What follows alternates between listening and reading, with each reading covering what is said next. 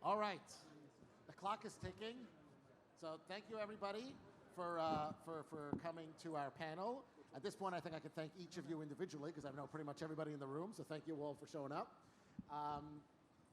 We're going to talk a little bit about what we're calling the new Medicaid, which is different from the old Medicaid. And I'm going to let our folks here on the panel introduce themselves and explain what's different and why is this important for us now.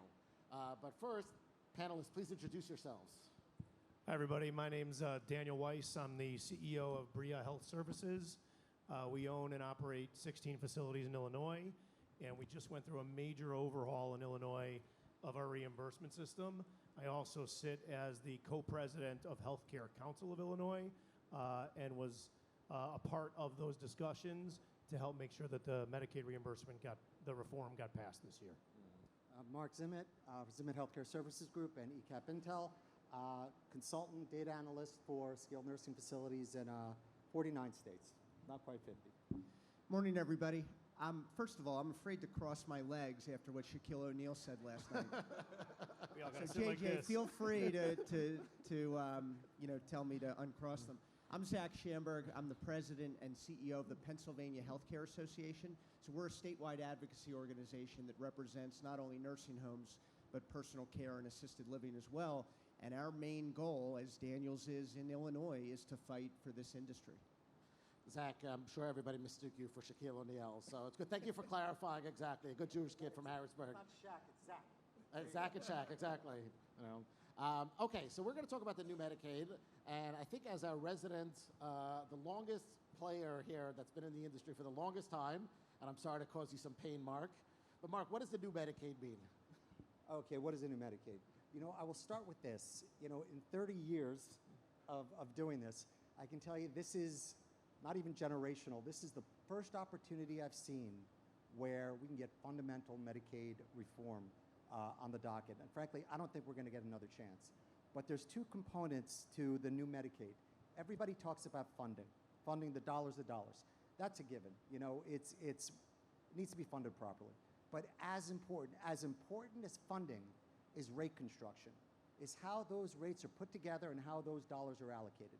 Because right now what we have is an irrational payment system. We have 20 different types of hospitals. I could break down hospital after hospital type that has different payment methodologies, different payment structures. There's one type of nursing home, one. And that is they cannot be regulated, they cannot be paid in the same manner as the other 15,000 plus facilities. And in order to do this, in order to rationalize this, we need good data. And I can tell you that the data we have in skilled nursing is horrific. AHGA put out their document yesterday, the day before, about the status of the industry, and they had occupancy at 76.6%. Occupancy is not 76.6%. Occupancy is under 74%. And not only is it under 74%, it doesn't take into account all the beds that have closed. That's because the way the data is entered in the COVID database, NHSN, people report number of practical beds, operating beds, not the number of certified beds. So here we are telling the world we're at 76%, 76.6%, when that's almost 3 percentage points higher than we are. We're telling the world we're doing better than we are. That's the issue. So a lot to talk about. So that's funding, and the other piece you said is what? Rate construction. And what does that mean? It means the way rates are put together. It means how you break up capital and direct and indirect and quality and all the different components. And all these rate systems share the same DNA, all of them. So it's how those dollars are allocated to different facilities based on different measures, whether it's case mix, whether it's allowable costs. And one size does not fit all, but it's being squeezed in there. And what you get is two facilities across the street from each other, alike in every way. One's got a $30 a day rate higher than the next for no reason, for something that happened in 2006. It's crazy. So both Daniel and Zach operate, or Daniel operates and Zach advocates in states that have just gone through fundamental shifts in how they deal with their Medicaid programs and taking into account what Marc said. So Daniel, talk a little bit about what happened in Illinois and who came to the table, how did it come to the table, how did the pieces Marc read? Describe a little bit what happened there. So I think the first thing to understand is you have to recognize who the partners are that you need in your discussions. If you don't understand who the stakeholders and partners are, you don't know what's going to come up and bite you. So at the end of the day, you need to know that rate going forward will not be driven just by asking for more money.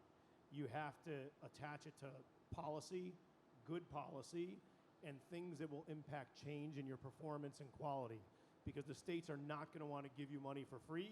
They want you to perform for it. So I think understanding what the state wants, understanding what the other stakeholders like the unions and advocacy groups, what they want is important, and understanding what your legislature wants is important as well. And so that's kind of where we started, and we created a coalition. I wouldn't say we created, together we created a coalition of those partners of policymakers, legislature, and unions to help come up with a plan that met everybody's needs as much as we could.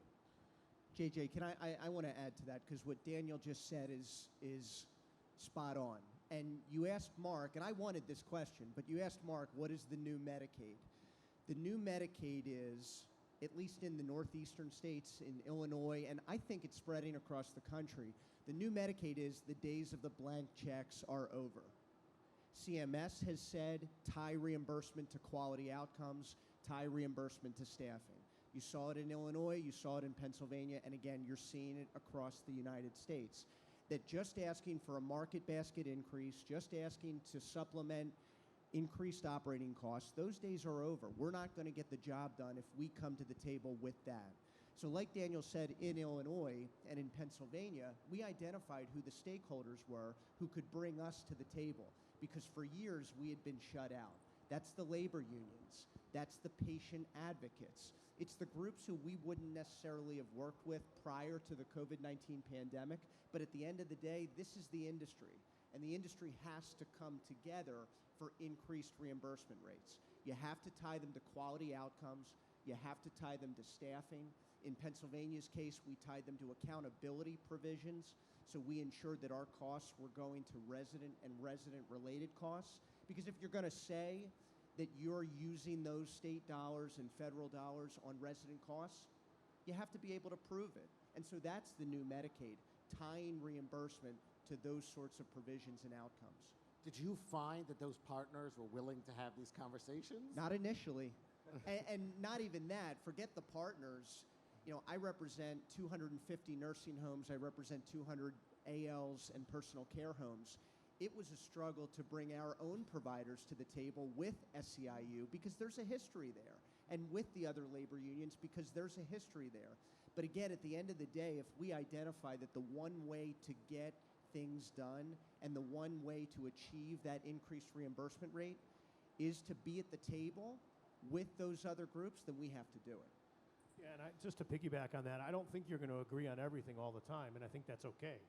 And as long as you understand that the other side, that the other people at the table play a role in what you're trying to achieve, you can come to compromise and you can make it work, where at the end of the day, it benefits your residents and your staff.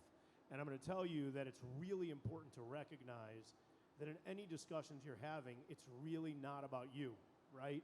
It's about your residents. It's about your staff. That's who people care about. And we have to make sure that we're sending that message. And like Cliff spoke in the prior session, he spoke about quality. Quality is the #1 issue that we have to work on. As providers, we have to make sure that we're continuing to give the story to our advocates and our associations to tell that story. And one way that we did it in Illinois was, and Zach and I talked about this earlier, is we brought legislators into our buildings. So individual operators have to get involved. You can't just rely, don't take this the wrong way, but you can't just rely on a guy like Zach and say, hey, go do it, right? He needs an army behind him to sit at the table, to meet with legislators, to introduce them to your residents, to introduce them to your staff, and be involved.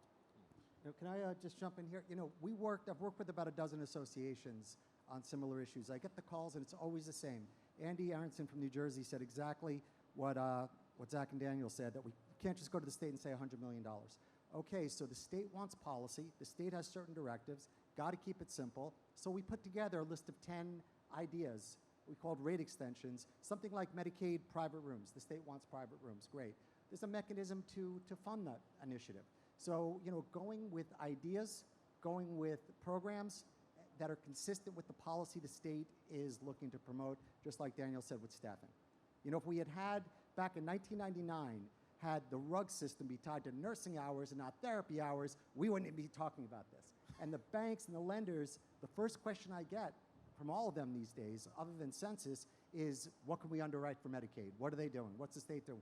How do you underwrite to a Medicaid program when we're in flux like this? Probably the biggest issue we see.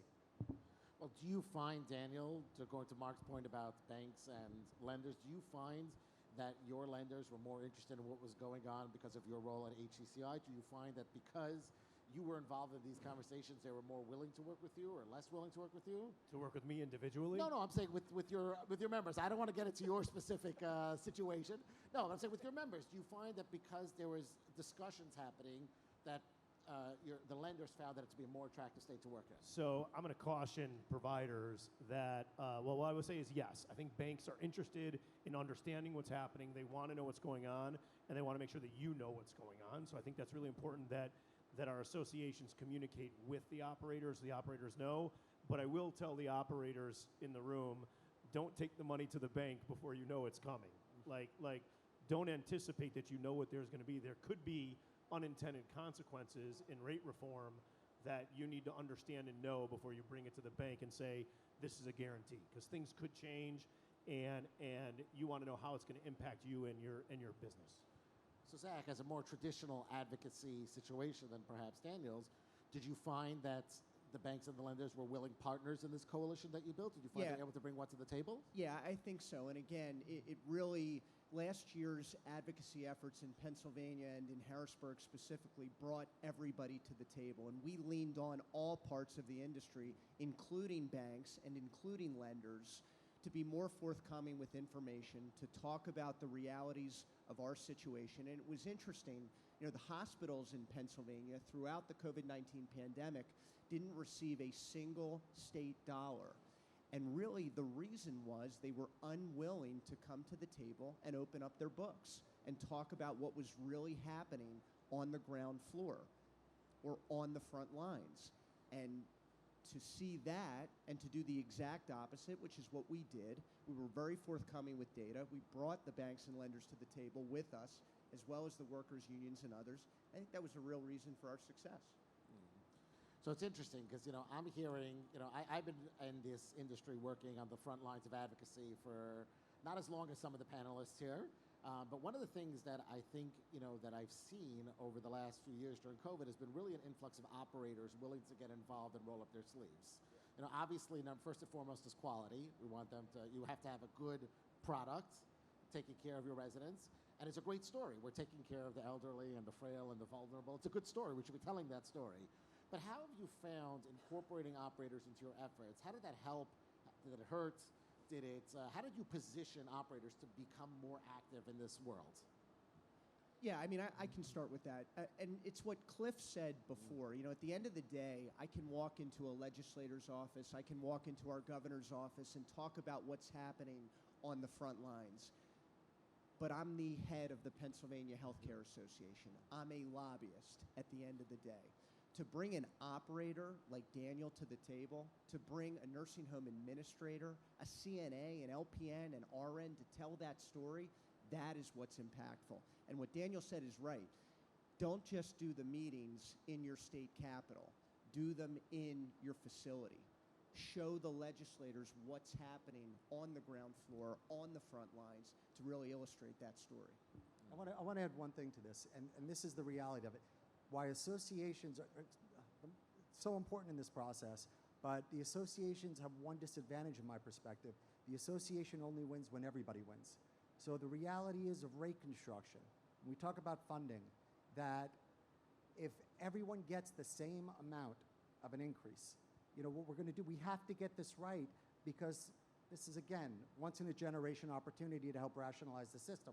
So talking about getting everybody to the table together and understanding the realities of the entire industry, not just the individual provider, is the biggest issue that I've seen as well.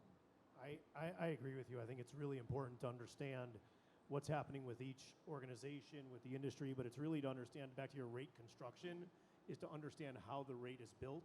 And if you have people on your team in the associations and coming to the table with you that really understand medical policy and understand how the rate is currently structured in your state, I think that's very important, because you have to know how each piece of the rate going forward will impact all of the industry. It's not, one part of the state can be impacted one way and another part another way, and one population another way. And I think it's really important to have those people on your team, and along with those people, you've got to have bulletproof data. And I want to give you two good examples of this. One, I mean, New York State, upstate, downstate is an obvious one, but we were doing work for an association in a large state, I'm not going to mention which one, but in a major city, in a major metropolitan area, a certain type of facility with a heavy behavior population, the way the rates are constructed, they could never get their heads above water. The deck is so stacked against them, the numbers are insane. So you can't compare that to facilities that got 30% Medicare with a decent position, that a rate increase is going to help go to the bottom line, when any rate increase is just not going to be enough for this one type of provider. So really sensitive. So I am not great with numbers, not my forte. And you mentioned that it's important to really understand how the data plays out and how the numbers work out and the rates constructed. How do you explain that to a legislator? But the one thing, Andy, again in New Jersey, work with Andy, we're going to have a shot at doing this. So I put together my dream reimbursement system. I felt like Catch Me If You Can, if you know that movie, that he starts, and then at the end he's actually, working for the FBI and designing systems to protect it. I wanted to design the foolproof Medicaid system, and I spent a lot of time on it, got my team involved, put together fantastic thing of beauty. And he goes, they're never going to freaking understand this. That's never going to happen. Boom. But I'm glad I did it anyway. Great exercise. So it's got to be simple. Yeah, I agree. It's got to be simple, and it always has to come back to how it's going to impact the resident and the staff, right? If you can't explain to a legislator how your reimbursement system or the increase in your reimbursement system will directly impact your residents and your staff, there's no way to get it done. You have to be able to explain that in regular terms. So Zach, you're out there, you're in Harrisburg. You've got 30 seconds with the legislator walking from a committee room to the floor to vote. What's your 30-second elevator pitch on how rates tie to quality of care? Yeah, at the end of the day, rates will influence how quality goes up or down, how we're able to provide quality care, what quality incentives and metrics that we're able to hit. And if we don't have that reimbursement increase, that commensurate reimbursement, quality won't be there. I mean, that's the 30-second pitch. And Daniel's right. Data is complicated. Data is out there, so why not be forthcoming with it as the industry, being at the table with the legislatures or with the governor or with members of Congress? We've got to tie it back to residents. We've got to tie it back to staff and what it will mean for those residents and staff at the end of the day. That's what a legislator will understand. We can show charts, we can show graphs, that's all well and good. Give that to the policy people. Let's talk about how it will benefit our residents and our staff at the end of the day. So we've been talking here a lot about, I think, about the pre-game stage. How do you build a coalition? How do you create a narrative that works? One more partner that I think we haven't discussed, and I'm curious what your thoughts on are, what about like managed care companies? I know you in Pennsylvania have a major problem because you're all managed care, but you've managed to negotiate something anyway. I know in Illinois your managed care folks are not always on the same page as the providers. How do you incorporate them into this conversation? In our situation, they were at the table. So they were there, they were at the table. The state agency works directly with them to ensure that the rates that we put into place would get passed through to us, right? So that's the biggest fear as a provider, is that ultimately the MCO might try to control your rate, once the state sets your rate. But at the end of the day, our agency was able to work with us and with the MCOs to ensure that the rates that they set would get paid through to us. In Pennsylvania, it's a little different. I'm worried that we're on video and this is going to be recorded, but I'm going to say this anyway. This was a battle, and it's been a battle since managed care came to Pennsylvania in 2017 and 2018 across the state. Last year, the managed care organizations were not at the table, and in many ways that, at the end of the day, was done intentionally.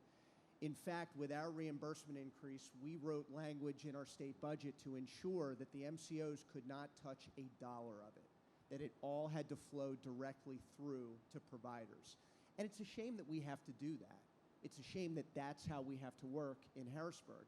You know, if I look back on the last few years, I don't think managed care in Pennsylvania has worked the way it was originally intended or sold. And I wish we could go back to 2017 and 2018 and do it a little bit differently. But now we can analyze the results. We can look back at the last 5 years and decide, is managed care really the right way to go for Pennsylvania and maybe states across the country? You know, my blood pressure's up now, you know, with managed That's care. what I wanted to try to do, by the way. No doubt I about saw it. it rising. You've been way too reserved during this conversation. Mission accomplished, like you Yeah, all. no, see, this is what happens with Medicaid managed care. States, you know, starting 2014, 15, they saw managed care as a way to, you know, really control things. So they go managed care. The managed care companies try to reduce spending, whatever it is. The state goes into rate shock. They can't handle it. The state's got to jump back in to rate setting. And lo and behold, in that time, those few years, the rate setting department is atrophied to nothing, and there's nobody who knows, you know, what's going on at the state level. They got to be educated again. So that's kind of scary. And the reality is it doesn't work. And Medicare, you know, managed care, when the state goes managed care, what essentially they're doing when the state hops back into rate setting with provider protections, the managed care company essentially becomes an administrative component that's outsourced. And guess what? The Medicare program did that in the 60s. We just called them fiscal intermediaries and MACs. We didn't call them managed care.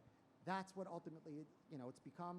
So those provider protections and those definitions of what an MCO is doing in the state, because it just doesn't work. So I think this covers what I'll call the pregame, the planning stage, right? This is the getting the coalition together. This is getting the group together. So now you've got this group together. Who drives the conversation? Now we're going into the lobbying phase, right? The legislative session in Illinois runs from January to May. Pennsylvania, I think, is a little bit different. Who's driving the conversation during this legislative session? Who's having the budget discussions? Who's doing the 30-second explainer to the legislators about here? How do we tie quality to the funding?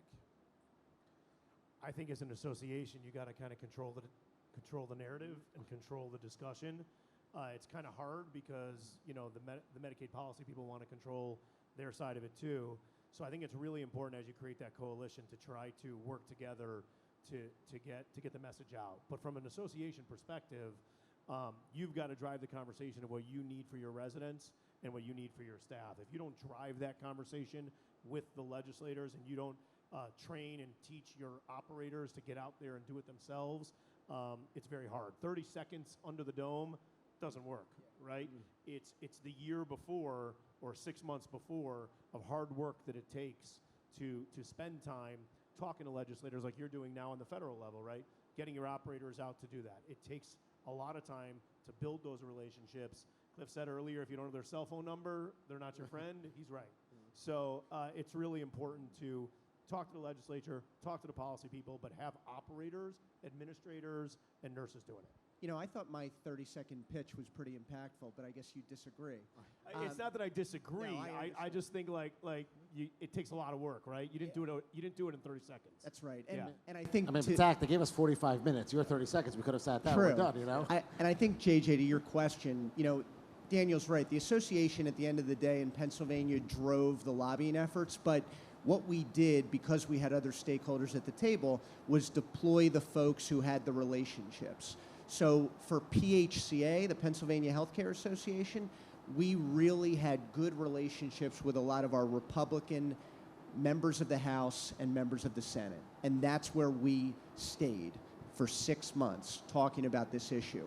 For folks like SEIU and the workers' unions, that was easy. Go to Democratic lawmakers and go to our Democratic governor and the administration.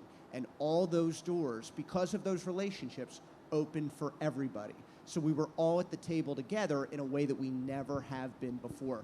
And I will say, you know, we had a governor, Governor Tom Wolf, who spent 8 years in Pennsylvania in office. And it wasn't until year 8 that we had that open door policy and that ability to talk to his senior staff. And if there was one thing I learned last year, it was how important that access was to getting things done. So it's my intention, and I think it should be the intention of many associations in many states across the country where this works, is to have the association and the workers' unions working together in tandem to get this done.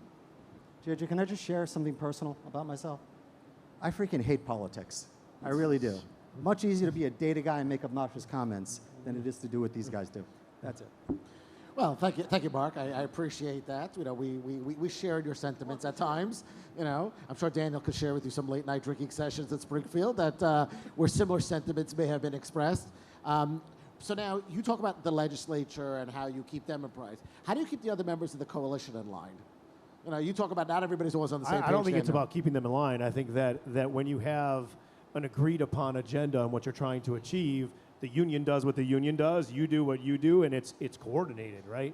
So if you're working along, like we worked alongside SEIU this year, and it worked really well.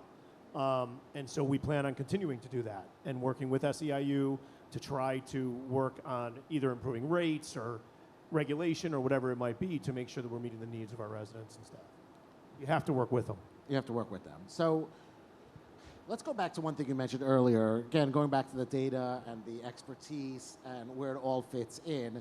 There is a time where you have to get into the weeds. You really got to get down into the nitty-gritty, into the weeds where rate extensions or where real, you know, granular differences exist between different regions. How do you navigate that piece of the pie? How do you navigate that portion of the conversation where, for example, I'm helping out a group in a state at the state level where they had a lot of lead up following this path, and the states introduced their budget. It was a huge win for the industry, but there are pieces of the way they structured the budgetary conversation that were 7 steps back. How do you navigate those weeds? How do you navigate those individual little steps where you've got to explain how Medicaid works, or you've got to get granular? How do you navigate that piece? I mean, I think you just have open conversations. You just talk about it. You talk about how it impacts you, how it impacts the industry. If you're talking to the state, you tell them what the problem is and why you're having that problem with what they want to do. And you hopefully ultimately come to a compromise that works. Do you outsource that to members of your team? Do you find like, you know, your Medicaid guru and you put them in the room? So I will tell you that when we had roundtable discussions with the group, you can't have 15 operators at the table. Okay. Like some of the operators got to stay home, right? So the operators have to work where you need them as an association, but then you have to have the few people that have the in-depth knowledge of the impact sitting at the table having those discussions. If you got too many people at the table, I don't mean different pieces of the coalition. I mean, you can't have 15, 20 operators making the decision because the decision will never get done, right? Did you find that, Zach, also in Pennsylvania? Yeah, that's exactly right. And again, you know, what Daniel said a little bit earlier is right, that these sorts of conversations, when it's data and policy driven, they can't start 3 months before a state budget is enacted. These are the types of conversations that you have day one after your most recent state budget is enacted, talking about these new ideas, these new policy points, and how, to Marc's point, we can really reform the Medicaid system. These conversations take months, if not years, and they're done in the policy offices. They're done behind closed doors with a governor or with a Department of Health or Department of Human Services secretary, and they're worked on day by day, week by week, month by month. Our rate reform took almost 2 years. So it takes a lot of time, and we had great, just plug for Plant Moran, we had great accounting firm helping us. So, you know, they were great, and we had great Medicaid policy people on our team who really understood it. But it took literally 2 years to get it done for us. So you're in a 2-year process trying to do rate reform. I'm not sure you heard, but we've been going through a global pandemic over the last few years. And perhaps there may have been some articles that crossed your desk where the industry was portrayed in a less than flattering light. I don't know if you've had that in Illinois, but that happens occasionally elsewhere. How do you respond to that? I don't mean we had a panel yesterday talk about crisis management. I talk about specifically within the context of you've built up a year's worth of credibility in your conversations. How do you keep that through an article like that? I mean, the legislators read the press like we do. The legislators read the articles like we do. You know, I know we talk about being recorded here, but I'm saying that the world is an open book. How do we respond to that? Again, specifically within the context of this discussion. I'm not talking about within the context of a specific facility. I mean, the way we dealt with it, because we had it, right? In Illinois, we went through it while we were getting killed by the press.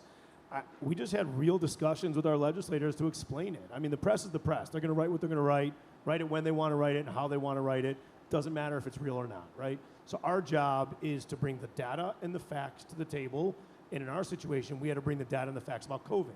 So whatever they would bring to the table and say, we would have to combat it in the legislature, in the hearing rooms, and those kind of things to explain why those things happen. I think people are kind of understanding what happened in COVID, that it was hard. And I think at the end of the day, you just have to explain it. You have to know your information, know your data, and make sure to explain it in a proper way. Yeah, and I think for our situation, in our case in Pennsylvania, we work towards accountability. So bad things are going to happen in this industry. We all know that. We're working with frail, elderly citizens every minute of every day. So things are going to happen, and they're going to be reported on. But in Pennsylvania, we work towards accountability provisions. We said that 70% of our total costs are going to go to resident and resident-related care so that we are supporting our workers and our residents. We made the choice to raise staffing levels. Now, it was in an effort to defeat a 4.1 staffing mandate, believe it or not, but we raised staffing levels in Pennsylvania as the industry. So we work towards the quality outcomes and the better outcomes so that we can say when something bad happens, we put skin in the game and we're working to get better. That's in law, that's in statute now, and we're going to work to ensure that things improve. Marc, in a similar vein, I know you deal more on the data side and less on the politics side, which may not be your cup of tea, but how do you respond to bad data? It's a gut punch. It is. When I see this, again, especially now, in terms of the easy wins, in terms of, I'm concerned about perpetuating the uneven distribution of funds in this industry. So at this point, all I can do is scream about it. I can give you example after example. How do I react to it? I put out better data. That's all I can do. Okay, that's definitely a worthwhile. That helps. It helps. So I think we've talked about the before stage, building the coalition, the during the stage. Let's talk a little bit about what happens. Okay, it's been 2+ years in Illinois. You've got your rate reform. What did you do during the process, like to hold the Medicaid agencies accountable to actually follow through with what they said they're going to do, and and making sure your operators receive the funding that's so desperately needed? What do you do during the process and immediately afterwards to make sure that you're holding the state agencies and the legislature accountable to what you accomplished? So for us, I don't think you do that after you pass the law. I think you do that when you pass the law. And so the statute has to mirror what you want to accomplish. In Illinois, they do rules. I don't know if you do rules, but so it has to mirror the rules. So that the rules have to mirror the statute so that you know that it's going to happen. You still, though, have to work with the administration. They have to be your partner, because at the end of the day, they're the one that pays the bill, right? Right. So we're 6-7 months in now since our rate reform July 1, and the money is starting to flow. The accountability is starting to happen, and it's working. And that's what I would say. I think that part of our statute says that we review it at the end of this year, and after we review it, then we can go back and together revise it. There's a stakeholders meeting, and we'll discuss what we want to do to revise what didn't work, because not everything will work, right? And so I would say that you have to do it ahead of time in your statute so that you know that you're protected. I want to add something, because especially now as states are changing their acuity-based model, changing to PDPM, or some are still first going RUGs inexplicably. So what we have really dangerous, this is again, it exemplifies funding versus rate construction. So going to a new system, resetting the CMI, and everybody starts out low because it's based on historical data. Then lo and behold, everybody's up 10, 15 points the first year. Now, that doesn't necessarily mean that everybody's rate is then going up $15, $25 a day, because what many states do, they recalibrate. They reconcile, they normalize. They bring each case mix point down. So basically, they do a budget adjustment factor and pull it back down. So, then you have a funding issue. So, it's really a perfect example here. Anytime a new methodology goes in, you've got to assume that there's going to be this creep. And how the state handles that, are they going to fund it based on this, or is it going to be walking up a down escalator? Really important, specific, exactly to your point. Zach, similar experience in Pennsylvania? Yeah, and we, like Daniel in Illinois, have a 2-year look back. So we're going to revisit what we did last year in 2 years to take a look at how things are working, to make sure that everybody is getting paid the rate that they're getting paid. We put everything in statute. We could have done regulation. We could have done a recommendation. We could have done a rule. Everything is in law. So the state has got to keep their end of the bargain, and that was done intentionally for a reason. So it's all those provisions are sort of coming together to make sure that providers get paid, that rates flow, and accountability is in place. So what does that mean they get paid? I mean, because that's a question of funding, or is it a question of rate construction? So there's X number of dollars funded. You're going to look back in 2 years. If they spent more than they budgeted or less than they budgeted, how does that resolve? It only resolves by if they spend more, then you have to go back and talk about how they increase funding.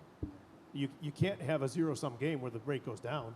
So you have to be able to work with your legislature, work with the policy people, and let them understand, look, the rate needs to go up. The funding piece of the rate needs to go up. So right you there, developed it. We developed it together. Right, it makes sense policy-wise. So if it makes sense policy-wise, you got to pay for it. So funding's a given. We need funding. So the conversation now, as you're going into it, is about rate construction. But the measure of coverage is really a funding question. So which comes first? Rate construction, how you're going to get paid, how it's going to be allocated, or how they're going to fund it. It has to go together. Neither one comes first. You have to do them both together at the same time. Otherwise, it doesn't work.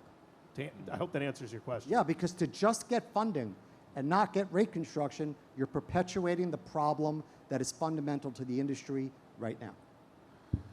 So let's talk about what happens next year. Okay, so you've gotten this huge increase in Illinois and Pennsylvania.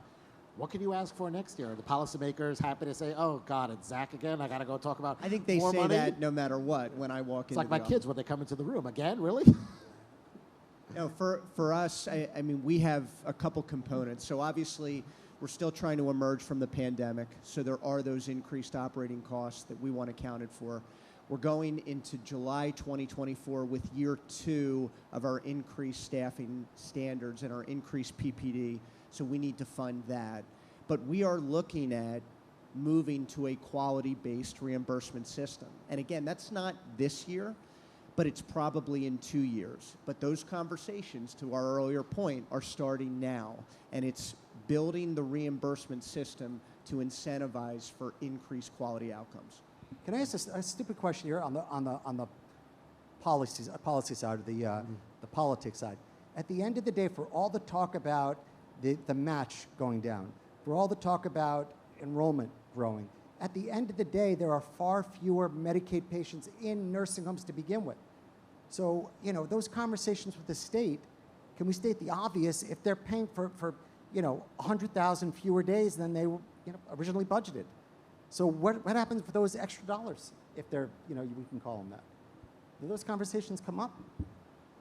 And what happened, Daniel? Did you have this the conversations come up, but at the end of the day, I mean, what you're doing is, what we've done actually in Illinois is we've increased the budget to cover, it's less people at the end of the day, but we're getting a higher rate for all those people. So the money coming to the facilities is greater now, that's for sure, per patient. I mean, our rates went up considerably.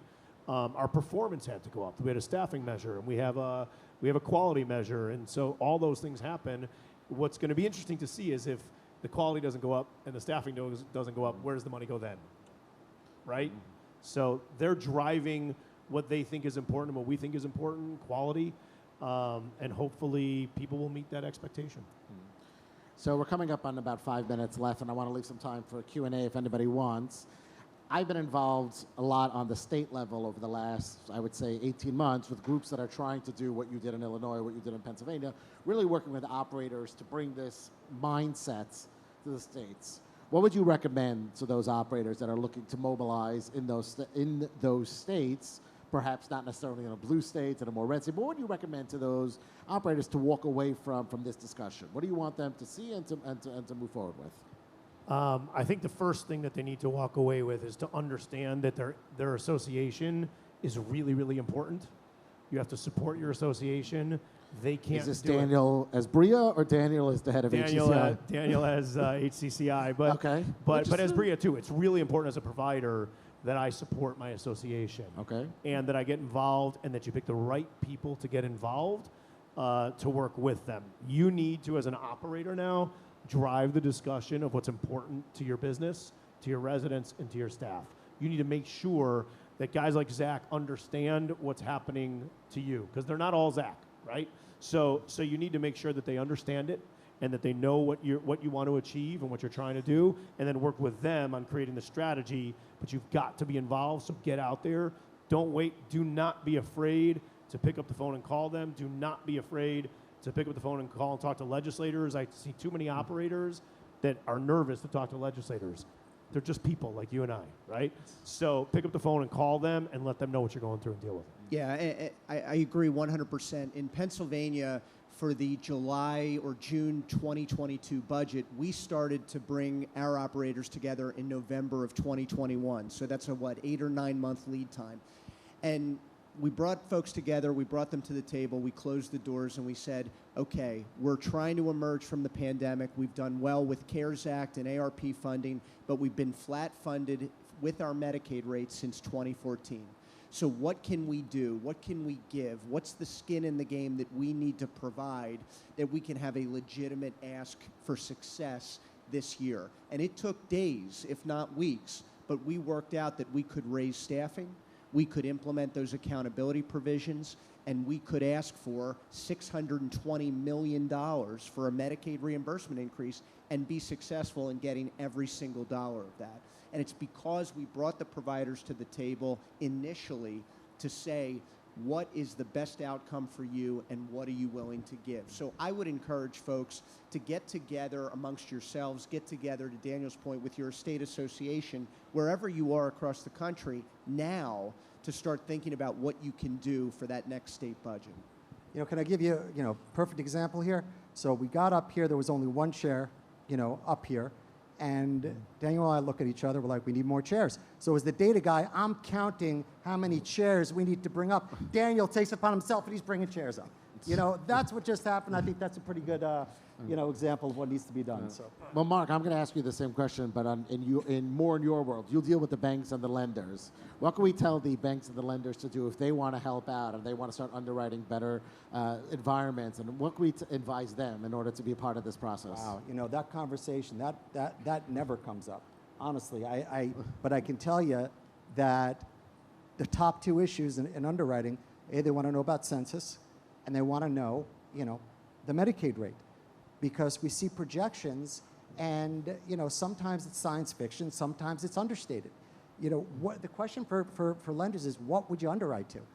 When there's talk, and we think I could give you state examples right now, that we were talking about it yesterday, that we're pretty sure that it's going to go up. I think there's a really good chance that the rate's going to go up. This is in. We think it's going to pass, but that could be 6 months from now. We don't know, and that's a question of risk tolerance, and it's that's a question for the lenders. Tough one. So before I open up for questions, just to close out my perspective, I work very closely with operators around the country, and I think my favorite story that I tell operators happened on a stage like this one a few years ago in eCap23, when one of the operators was on stage describing a tour that he gave to a sitting governor. And the governor, it was a brand new building, and the governor was walking around this building. He goes, wow, this is incredible, this is amazing. And halfway through, he turned to the operator and goes, so is this assisted living or skilled nursing?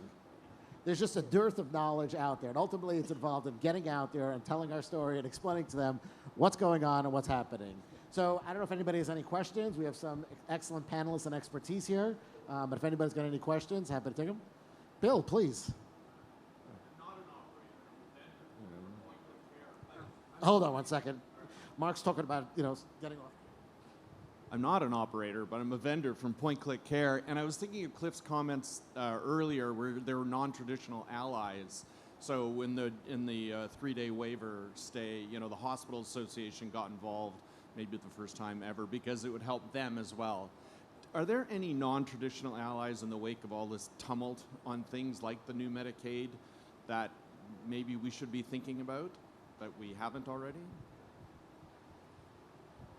I think that's a really good question. It's pretty non-traditional to make the union your partner, right? We've all had our battles with unions, and we've always looked at them as the person that we're fighting with. I think we have to look at unions in a different way, and we have to look at them as our friend and our partner. They have this similar goals that we do. They want their staff to get paid more money. They want to have more staff. We want our staff to get paid more money. We want to have more staff. We really have common goals. And so I think it's non-traditional to sit across from the table of the union and not fight, right? So I would say it's not about fighting, it's about collaborating. And if you can change that in your state, I think you'll make a big difference. Yeah, I couldn't agree more about the unions. I would also say in Pennsylvania, we work very closely with our leading age affiliate. So we had truly the workers' unions, the primarily for-profit association in PHCA, and the not-for-profit association in leading age PA, all working together. Every single component of the industry was covered in that sense and in that instance. That's a big reason for our success. But you know who's not the ally? Are the other provider types in the state, because you're all fighting for the same Medicaid dollars. Very different than Medicare on the 3-day waiver, where, you know, hospital associations on board. So that's probably somewhat of a challenge. So thank you all for coming. Our panelists will be around. We really appreciate it. Thank you, Thanks. everybody.